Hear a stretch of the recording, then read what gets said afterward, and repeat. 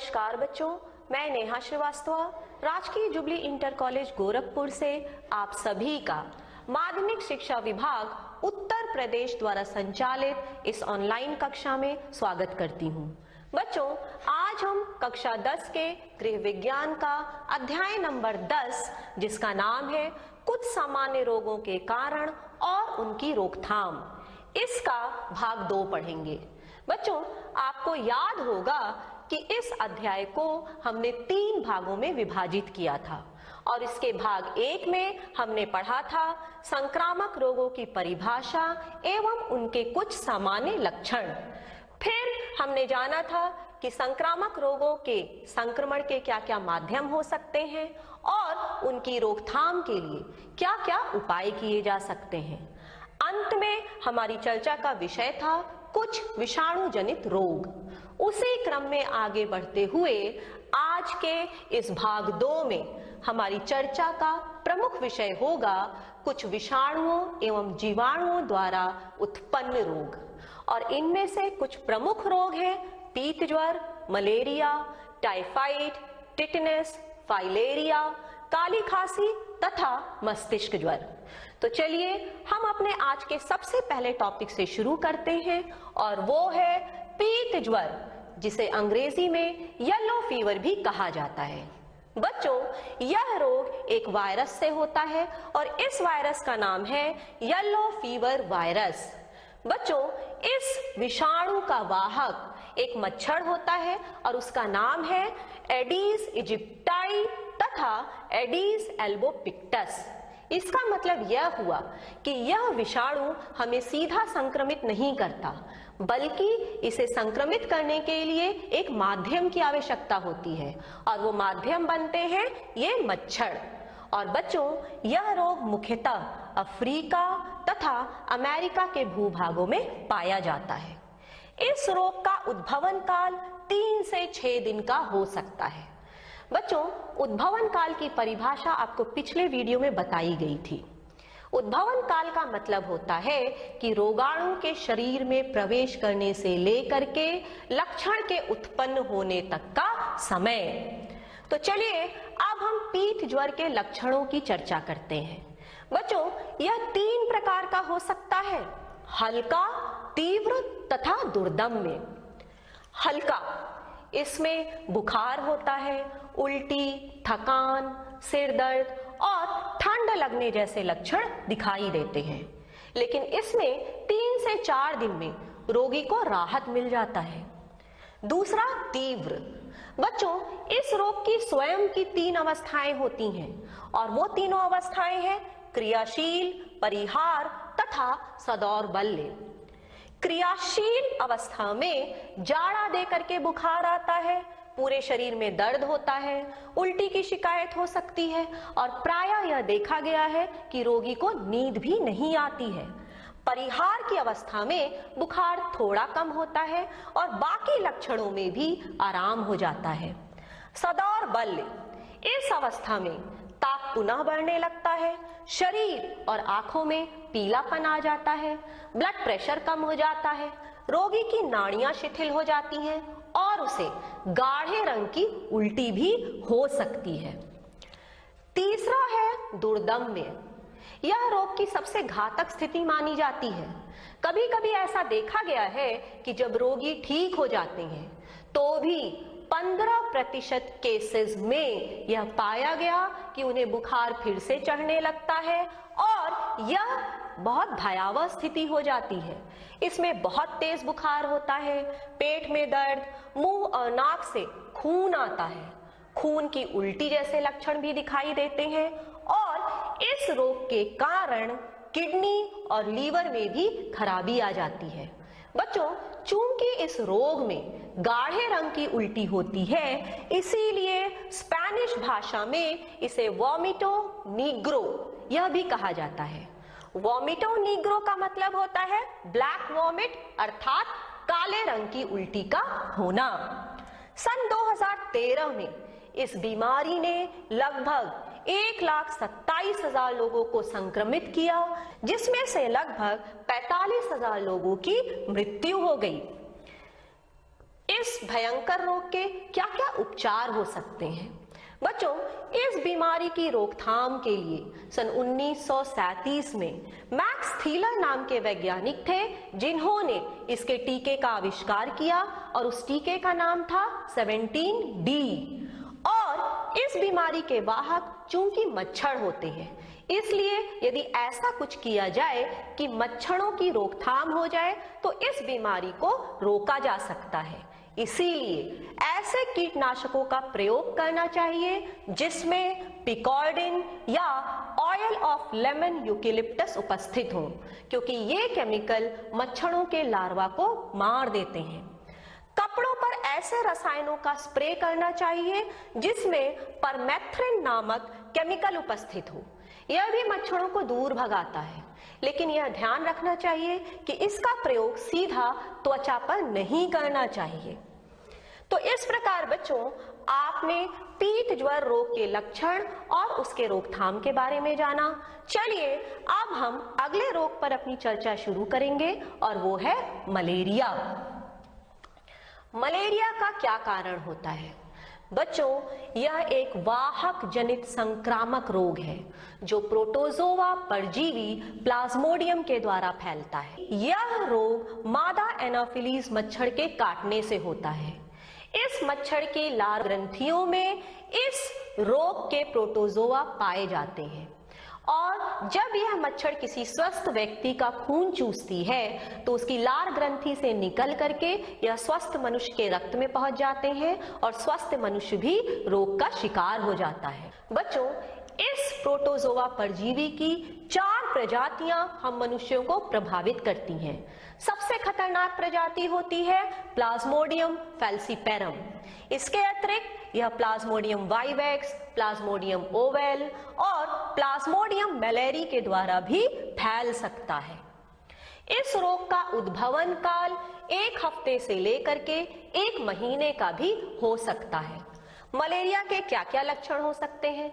बच्चों, इसके लक्षण को समझने के लिए हम इस डायग्राम की सहायता लेंगे। इसमें मलेरिया के लक्षणों को दर्शाया गया है। जो व्यक्ति मलेरिया से पीड़ित रहता है उसके सर में अक्सर भयंकर दर्द उठता है। उसे सिस्टमिक फीवर आता है, मतलब बुखार चढ़ता है और उतरता है। अक्सर यह बुखार तीसरे दिन आता है, इसीलिए इसे बारी का बुखार ऐसा नाम दिया जाता है। पूरे शरीर में दर्द रहता है और व्यक्ति थकान भी महसूस करता है। शरीर के पीछे वाले हिस्से में भी भयंकर पीड़ा उठती है। व्यक्ति को कपकपी होती है और जब बुखार उतरता है तो उस समय पसीना भी आता है। रोगी को सूखी खांसी होती है और जब यह रोग उग्र दशा में आ जाता है तो रोगी की तिल्ली अर्थात स्प्लीन भी बढ़ जाती है। उसे उल्टी होती है और कभी कभी उसका जी भी मिचलाता है। तो इस प्रकार आपने मलेरिया के लक्षणों को जाना। बच्चों, एक आंकड़े के अनुसार सन 2018 में पूरी दुनिया में लगभग 228 मिलियन लोग इस बीमारी के द्वारा संक्रमित हुए, जिसमें से लगभग 4,05,000 लोगों की मृत्यु हो गई। इस आंकड़े से आप यह अंदाजा लगा सकते हैं कि यह रोग कितना भयानक होता है। इस रोग के लिए क्या क्या रोकथाम किए जा सकते हैं उसके बारे में अब हम जानेंगे। बच्चों, चूंकि यह रोग मच्छरों के द्वारा फैलता है, इसीलिए ये बहुत जरूरी है कि मच्छरों की वृद्धि को ही रोक दिया जाए और उनके लार्वा को नष्ट कर दिया जाए। इसीलिए यदि कहीं कोई इकट्ठा पानी हो तो उस पानी पर हमें कुछ ऐसे कीटनाशकों का छिड़काव करना चाहिए जिसमें पिकॉर्डिन या ऑयल ऑफ लेमन यूकेलिप्टस उपस्थित हो, क्योंकि ये मच्छरों के लार्वा को मार देते हैं। घर की दीवारों पर भी साइफ्लूथ्रिन या डेल्टामेथ्रिन नामक केमिकल का छिड़काव किया जा सकता है। इससे मच्छर दूर भागते हैं। यदि कोई रोगी मलेरिया से पीड़ित हो तो उसे डॉक्टर के परामर्श के बाद क्लोरोक्विन, डॉक्सीसाइक्लिन या मैफ्लोक्विन जैसी औषधियां भी दी जा सकती हैं। इसके अतिरिक्त WHO भी एक रसायन के प्रयोग की परामर्श देता है और वो रसायन है आर्टेमिसिनिन नामक केमिकल। यह केमिकल आर्टेमिसिया नामक पौधे से पाया जाता है और इस पौधे को अंग्रेजी में स्वीट एनी भी कहा जाता है। इस रसायन के प्रयोग से रक्त में प्लाज्मोडियम परजीवियों की संख्या को कम किया जा सकता है। तो इस प्रकार आपने मलेरिया की रोकथाम के बारे में जाना। अब हम जानेंगे टाइफॉइड नामक बीमारी के लक्षण और उसकी रोकथाम कैसे की जा सकती है इसके बारे में। टाइफॉइड, जिसे मियादी बुखार या आंत्र ज्वर भी कहा जाता है, यह रोग भी एक बैक्टीरिया से होता है जिसका नाम है साल्मोनेला टाइफी और इस रोग के बैक्टीरिया अक्सर रोगी के मलमूत्र में पाए जाते हैं और मक्खियां जब इन पर बैठती हैं और उसके बाद जब अन्य भोज्य पदार्थों पर बैठती हैं तो उन्हें भी दूषित कर देती हैं और ऐसे दूषित भोज्य पदार्थों का सेवन जब कोई स्वस्थ व्यक्ति करता है तो वह भी इस रोग से संक्रमित हो जाता है। इसीलिए बहुत जरूरी है कि रोगी के मलमूत्र, थूक आदि को निसंक्रमित कर दिया जाए।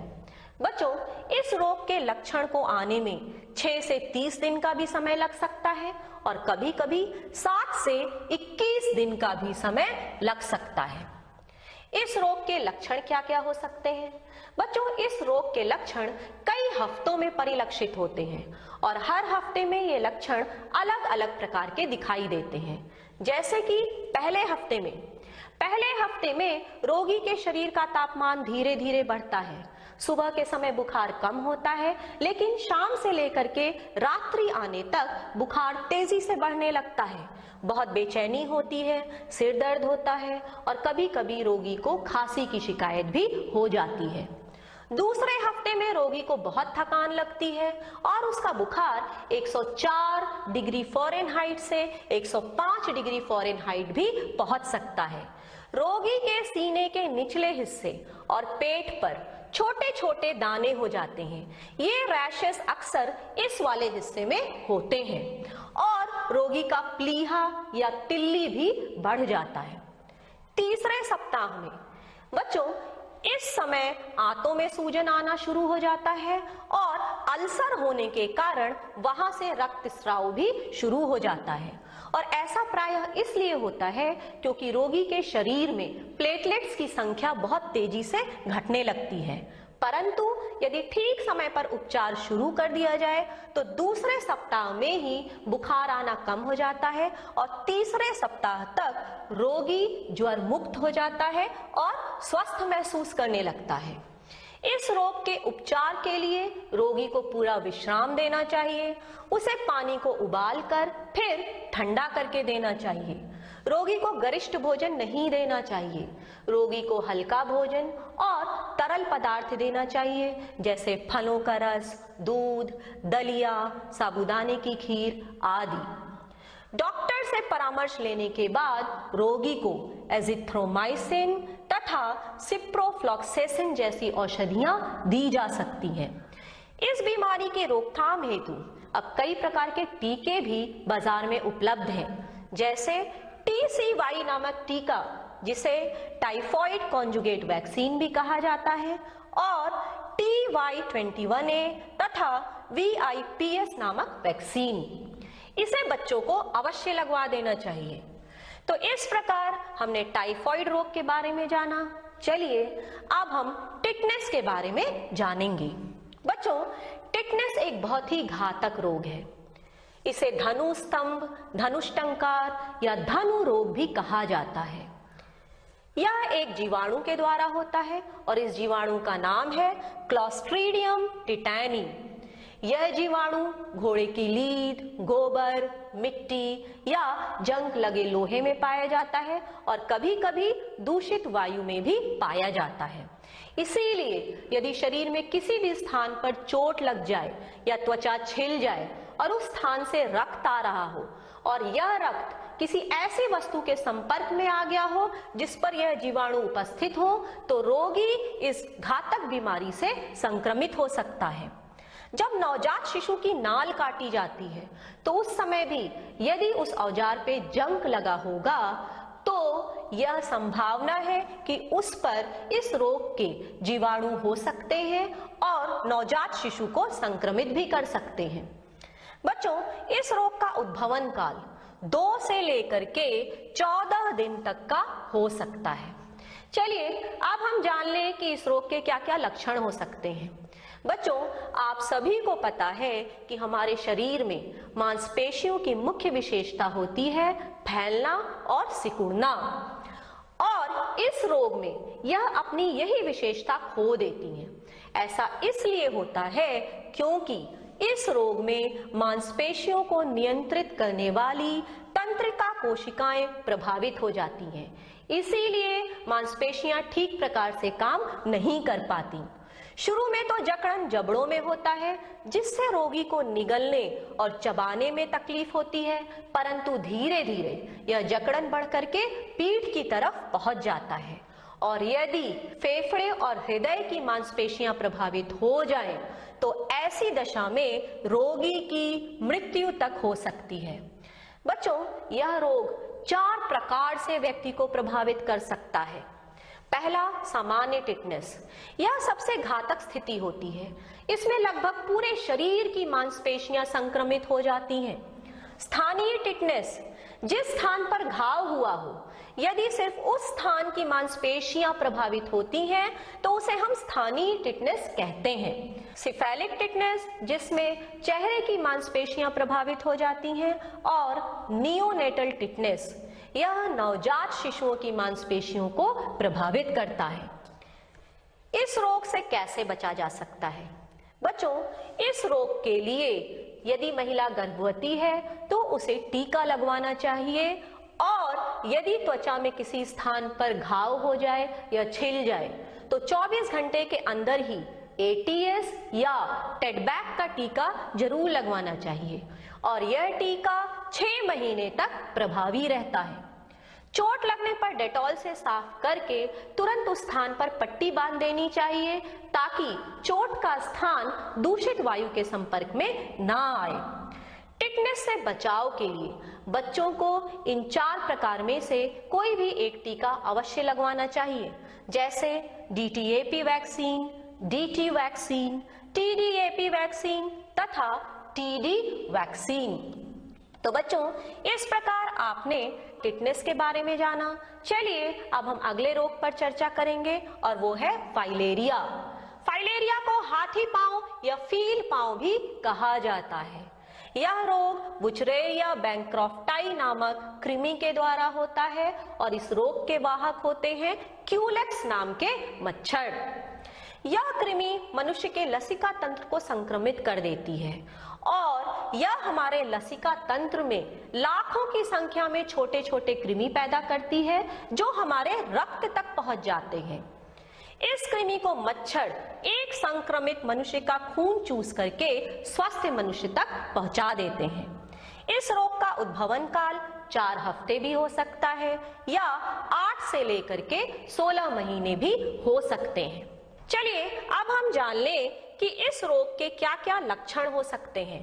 बच्चों, इस रोग में पैर, हाथ, अंडकोश तथा शरीर के अन्य अंगों में भयंकर सूजन आने लगता है।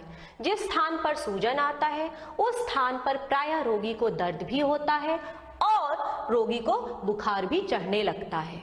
रोगी के हाथ और पैरों की लसिका वाहिकाएं लाल भी दिखाई देने लग जाती हैं। अब इस बीमारी का क्या क्या इलाज हो सकता है? पीड़ित व्यक्ति का रक्त परीक्षण करके यह पता लगाया जा सकता है कि रोगी को फाइलेरिया है या नहीं। इसके लिए रोगी के रक्त का नमूना मध्य रात्रि में लिया जाता है। ऐसा इसलिए क्योंकि मध्य रात्रि में रक्त में इन कृमियों की संख्या बहुत बढ़ जाती है, और इसके लिए सबसे उपयुक्त समय माना जाता है रात्रि 10 बजे से लेकर के 2 बजे तक का समय। और बच्चों, जिन क्षेत्रों में यह बीमारी ज्यादा पाई जाती है उस स्थान के नमक में DEC नामक केमिकल मिलाया जाता है। DEC का मतलब होता है डाई इथाइल कार्बामेजीन, और इसके लिए संक्रमित व्यक्ति को एल्बेंडाजोल या DEC नामक दवा भी दिया जाता है। फाइलेरिया प्रभावित क्षेत्रों में मच्छरों की रोकथाम के लिए बेंजीन हेक्साक्लोराइड का छिड़काव किया जाता है। ऐसा इसलिए क्योंकि इस रोग के वाहक मच्छर होते हैं। तो इस प्रकार आपने फाइलेरिया के बारे में जाना।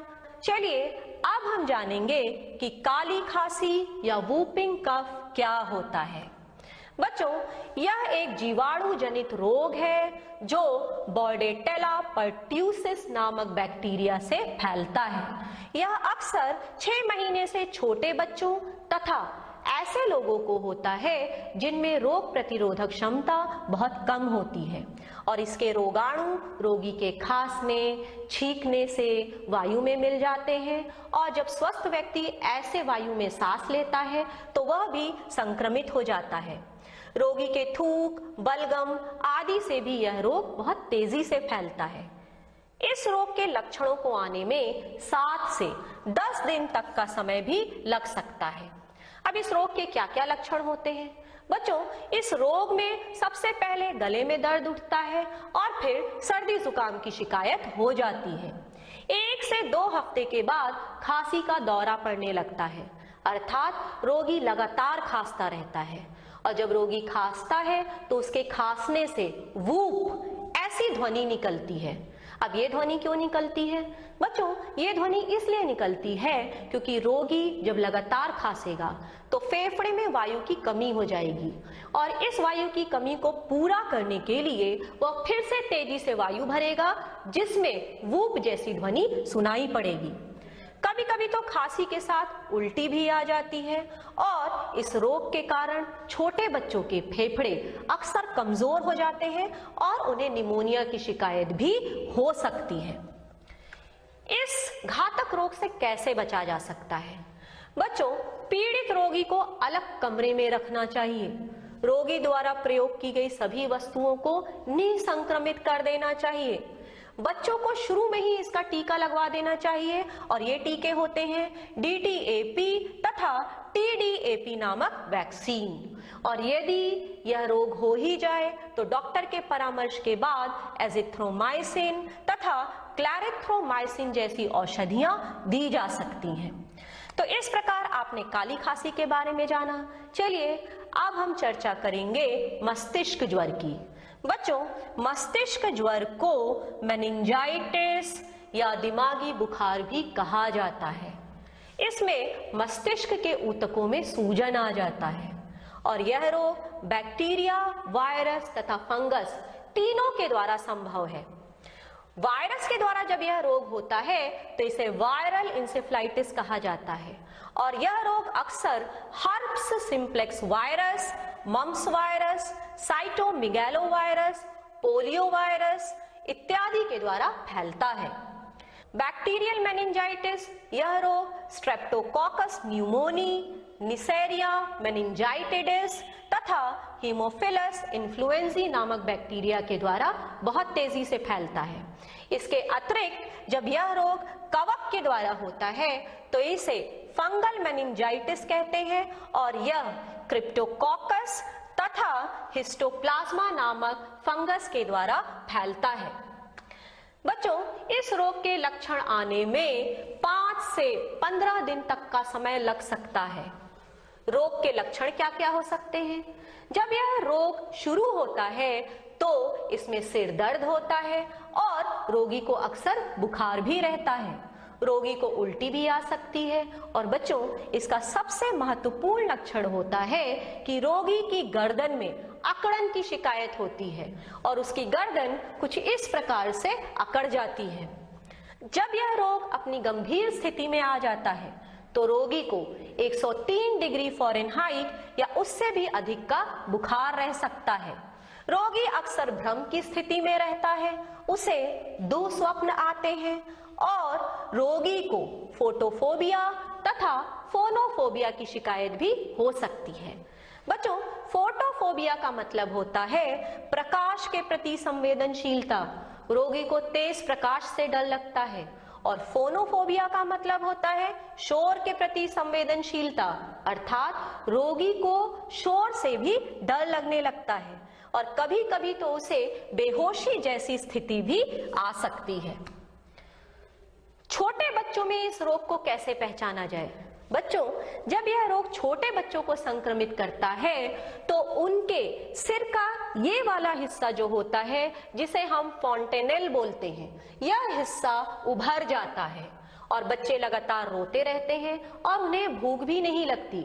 यदि ऐसी स्थिति उत्पन्न हो तो तुरंत डॉक्टर से परामर्श लेना चाहिए। और बच्चों, इस रोग से सबसे अधिक प्रभावित बुजुर्ग लोग, 1 वर्ष से कम उम्र के बच्चे और ऐसे लोग जिनकी प्रतिरोधक क्षमता कम होती है, वो होते हैं। जून सन 2019 के एक आंकड़े के अनुसार पिछले 6 सालों में इस रोग से कितने लोग प्रभावित हुए और कितने लोग मर गए, इस पर एक संक्षिप्त विवरण है। इसे आप देख लीजिए। जैसे उत्तर प्रदेश में लगभग 21,042 लोग संक्रमित हुए, जिसमें से 3,020 की मृत्यु हो गई। पश्चिम बंगाल में 11,400 संक्रमितों में से 1,496 लोगों की मृत्यु हो गई। बिहार में 2,696 संक्रमितों में से लगभग 777 लोगों की मृत्यु हो गई। बच्चों, चूंकि इस रोग के वाहक मच्छर भी हो सकते हैं, इसीलिए ऐसे रसायनों का प्रयोग करना चाहिए जिसमें DEET नामक रसायन पाया जाता हो, क्योंकि यह रसायन मच्छरों को मारने में और उनको दूर भगाने में सहायता करता है। 2 से 15 माह तक के बच्चों को HIV, Haemophilus influenza type B का टीका लगवाना चाहिए और यदि बच्चा 11 से 12 वर्ष के बीच का हो तो उसे MCV4 मेनिंजोकोक्कल कॉन्जुगेट वैक्सीन लगवा देनी चाहिए। रोगी को पूरा आराम देना चाहिए। उसे शांत एवं अंधेरे कमरे में रखना चाहिए। शांत कमरे में इसलिए क्योंकि उसे शोर से डर लग सकता है, और अंधेरे कमरे में इसलिए क्योंकि रोगी अक्सर प्रकाश के प्रति संवेदनशील हो सकता है। डॉक्टर की परामर्श के बाद रोगी को कॉर्टिकोस्टेरॉइड्स और कुछ एंटीबायोटिक जैसे रिफैम्पिसिन दिए जा सकते हैं। तो बच्चों, इस प्रकार आज के इस भाग 2 में आपने कई प्रमुख बीमारियों के बारे में जाना और इस भाग 2 पर आधारित ये आपका गृह कार्य है। आप सभी इसका स्क्रीनशॉट ले लीजिए। अब इस अध्याय का तीसरा भाग बचता है, जिसमें हम चर्चा करेंगे हेपेटाइटिस, डिप्थीरिया, डेंगू, चिकनगुनिया, तपेदिक, आहार विषाक्तता तथा कोरोना जैसी बीमारियों के बारे में।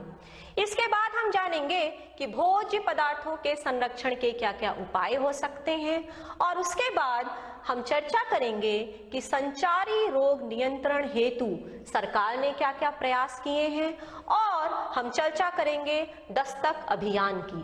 तो फिर मिलेंगे तीसरे भाग में। तब तक के लिए धन्यवाद।